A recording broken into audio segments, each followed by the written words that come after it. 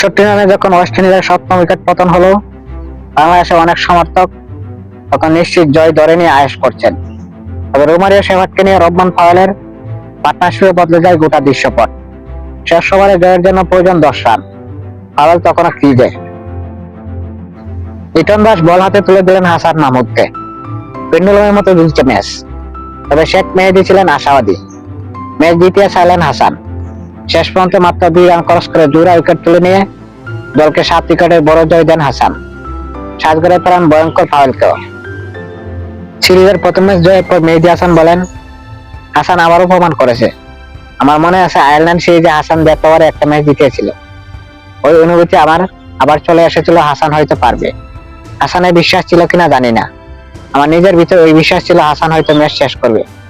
আলহামদুলিল্লাহ, হাসান শেষ ওভারে আউটস্ট্যান্ডিং বল করেছে।